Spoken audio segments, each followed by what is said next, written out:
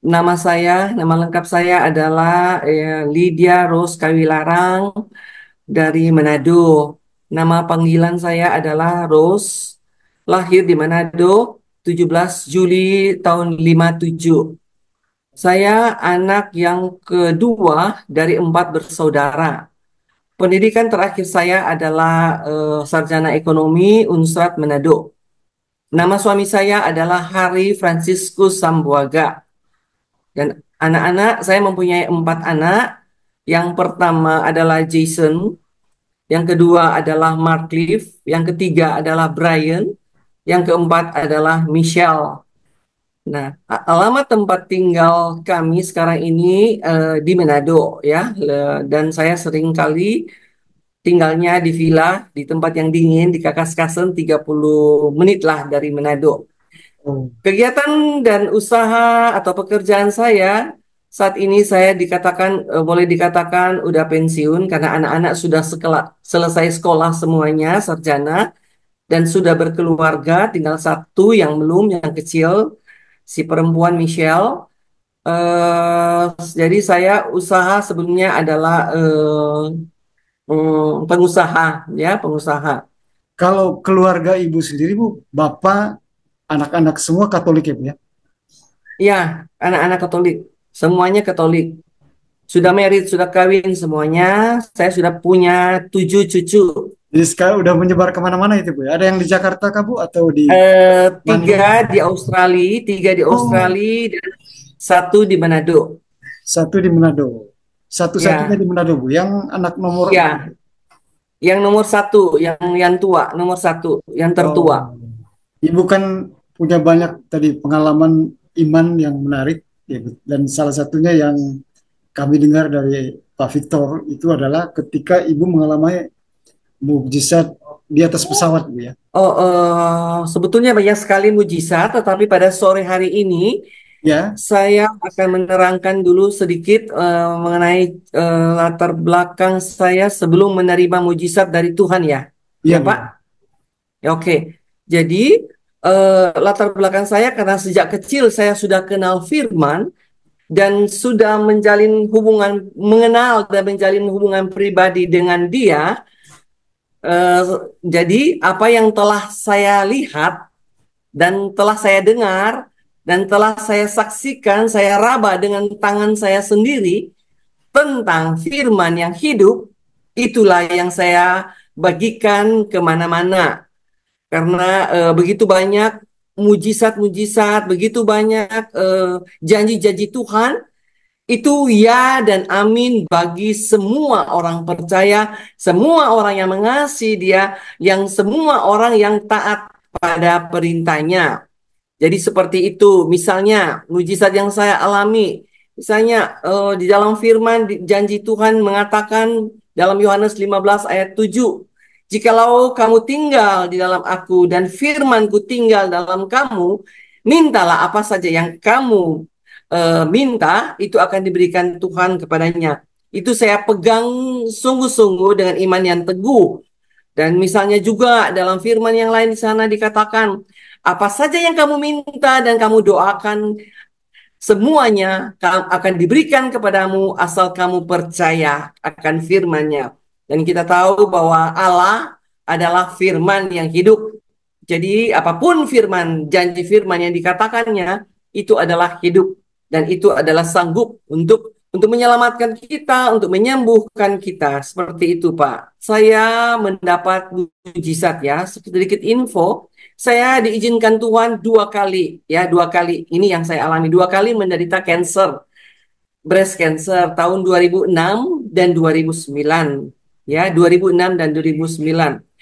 Ketika saya mengalami atau diizinkan Tuhan menderita cancer, saya nggak pernah bersungut-sungut atau bertanya kepada Tuhan, kenapa harus saya? Kenapa begini? Kenapa begitu? Enggak, tidak pernah bertanya kepada Tuhan. Karena saya yakin dan percaya ketika Tuhan izinkan suatu masalah, suatu penderitaan, suatu problem, suatu salib di dalam kehidupan kita, dia mempunyai rencana yang indah di balik semuanya itu.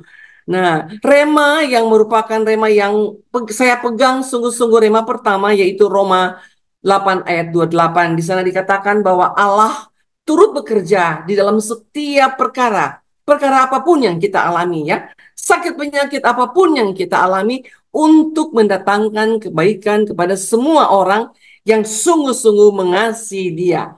Jadi firman-firman ini saya pegang teguh benar-benar.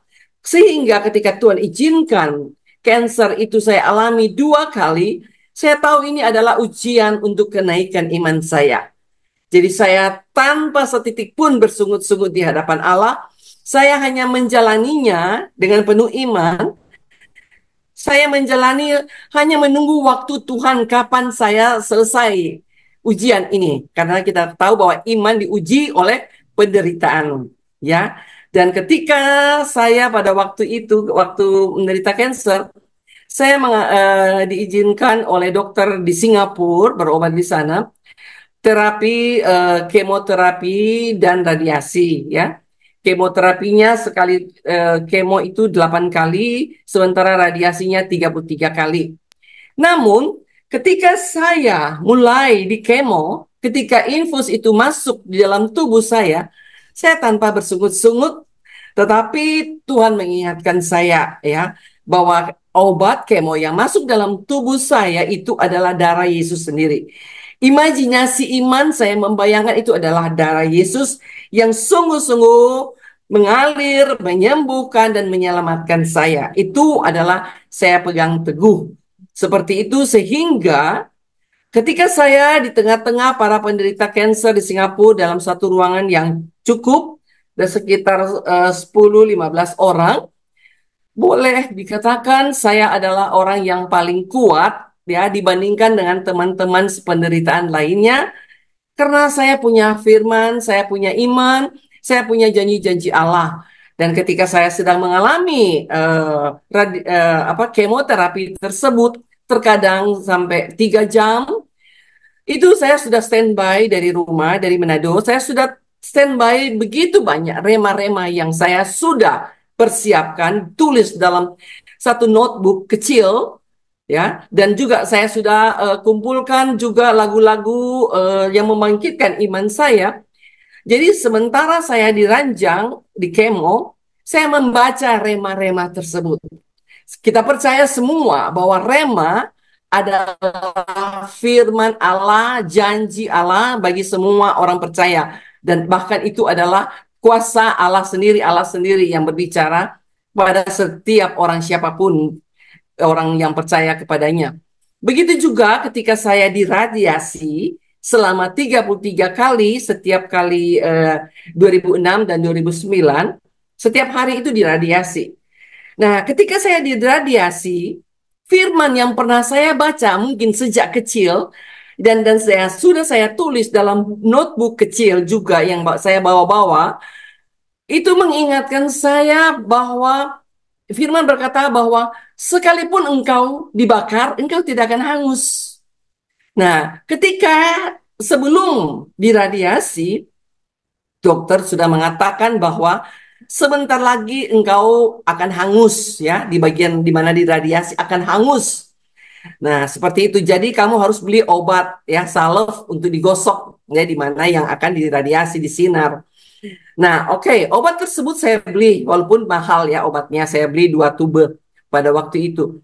Namun, obat itu tidak saya pakai. Saya hanya pakai janji firman Allah bahwa sekalipun engkau dibakar, engkau tidak akan hangus.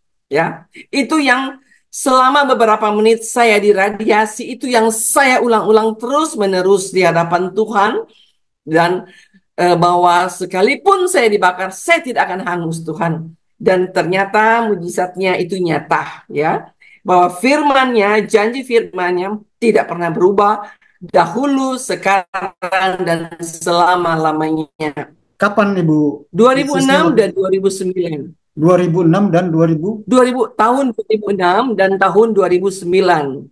Nah, Oke. setelah saya kehidupan saya setelah saya mendapat mujizat dari Tuhan, saya nggak tinggal diam, ya. Saya nggak tinggal diam, bahkan saya masuk lebih dalam lagi dengan Dia, ya. Hidup lebih dalam lagi dengan Dia. Boleh Kita dikatakan ketemu. dengan ya, boleh dikatakan kalau dulunya kekristenan saya, kekatolikan saya hanya sebagai snorkeling ya, Oke. tetapi sesudah saya diizinkan Tuhan menderita cancer, saya masuk lebih dalam lagi, yaitu diving ya. Ya, ya. Jikalau kita masuk lebih dalam dengan dia diving, kita tahu seorang diving dia sanggup langsung ya, langsung bertemu, langsung bisa meraba karang-karang, ikan-ikan, melihat semua keajaiban dari Tuhan sendiri. Dan setelah saya mendapat mujizat dari Tuhan, saya setiap hari berbagi sukacita Injil kepada semua orang, siapa saja yang saya jumpai, bahwa Injil adalah kekuatan Allah. Jadi di mana saya berada, saya berbagi sukacita Injil, dan saya percaya bahwa tidak ada yang dapat memisahkan kita dari kasih Allah kepada kita. Entah penderitaan, entah sakit penyakit, entah problem apapun, tidak ada yang dapat memisahkan kita dari kasih Allah kepada kita. Dan mulai saat itu saya mengumpulkan teman-teman dalam satu grup ya, dalam satu grup yang namanya PIK. Istilah singkatannya PIK, Pendalaman Iman Katolik. Di Oh, sana ada sekitar 300 orang jumlahnya. dari seluruh Setiap hari Indonesia, Bu ya? seluruh dunia. Itu Oh, ada dari Eropa, ada dari Australia, ada dari mana-mana, Pak. Dari ya. seluruh Indonesia kita dikumpulkan hanya lewat WhatsApp grup, ya. Hal kecil, tetapi kecil bagi manusia, tetapi sungguh dahsyat dan besar bagi Allah. Dan kami didampingi oleh berbagai macam romo-romo dari berbagai ordo ya. Berbagai ordo ada di dalam grup pendalaman iman Katolik ini. Baik dia PR, baik dia MSC, baik dia OCD, baik dia Karmelit, semua hampir semua ordo ya gereja Katolik ada di dalam Grup ini. grup PIK kami ini. Mereka membimbing kami setiap hari dengan begitu banyak makanan rohani yang berkelimpahan di dalam grup kami, grup PIK ini. Dan setiap anggota tidak dituntut banyak, hanya dituntut untuk bersatu mesra dengan dia. Hidup di dalam dia, dalam firman yang hidup. Sebagaimana saya katakan tadi, dasar saya menerima mujizat adalah di dalam Yohanes 15 ayat 7. Jikalau kamu tinggal di dalam aku, dan firmanku tinggal di dalam kamu, mintalah apa saja yang kamu sukai, kamu minta, akan diberikan kepadamu. Jadi seperti itu, Pak. Dan sejak saat itu, iman saya tidak katakan bahwa iman saya sudah besar, enggak. Tetapi saya imani firman Tuhan bahwa dengan iman sebiji sesawi saja, kita dapat memindahkan gunung-gunung kesusahan, gunung-gunung penderitaan, gunung-gunung kesakitan, dan gunung-gunung salib apapun juga. Sehingga bagi saya tidak ada gunung yang tidak dapat kudaki, tidak ada lembah yang tidak dapat kuturuni, tidak ada laut yang tidak dapat kuseberangi untuk bersatu mesra dengan Dia. Saya mengajak selalu sebanyak mungkin orang, bahkan di luar agama gereja Katolik. Bagi saya, semua orang percaya, semua orang Kristen, kita mempunyai Bible yang sama. Jadi kalau Lectio Divina itu mengajarkan tentang kitab suci, membaca kitab suci satu perikop aja, dan kita boleh mengolah batin kita, di sana kita boleh bertemu langsung dengan dia. Di sana dia boleh berbicara langsung dengan kita. Sehingga iman kita semakin bertumbuh, berakar, bertumbuh, dan berbuah dari hari ke hari. Seperti itu, Pak. Ya, pesan saya bagi para penonton yang ada di dalam grup Bapak ini, saya mengajak, marilah kita hidup semakin dalam dengan Dia. Jangan hanya di kulit saja. Banyak orang tahu tentang Allah, tetapi tidak pernah berbicara dengan Allah. Ya kan? Ya, betul. Ya. Nah, berbicara dengan Allah dari hati ke hati itulah yang utama, yang penting, sehingga kita semakin berakar, bertumbuh, dan berbuah di dalam iman, harap, dan kasih akan Yesus Tuhan sebagai juru selamat kita. Dengan merenungkan firman-Nya melalui sekali lagi melalui metode Lectio Divina, ya. Kita membaca kitab suci, kita merenungkan, kita bermeditasi, kita berkontemplasi, dan kita action. Apa yang sudah kita baca, apa yang sudah kita dengar, kita lihat, kita action. Ya, seperti itu, Pak. Sehingga saat ini saya juga mengajak bukan cuma hanya orang Katolik, teman-teman saya banyak orang Kristen dan mereka sungguh bahagia, ya, sungguh bahagia dengan ajakan saya untuk ikut dalam satu grup ini, Lectio Divina, grup PIK, seperti itu. Dan mereka sungguh-sungguh bersyukur dan berterima kasih karena mereka semakin mengenal Dia secara pribadi. Bukan lagi apa kata orang siapa Yesus, ya, tetapi secara pribadi. Mungkin itu sekian dari kesaksian saya pada sore hari ini. Kiranya apa yang saya wartakan itu dapat memperdalam dan menguatkan iman daripada semua teman-teman yang ada di dalam grup ini. Mungkin sekian, Pak. Terima kasih. Dan terima kasih banyak Ibu. And now the actual blessing itself. Et Filii, et Spiritus Sancti, descendat super vos, et maneat semper.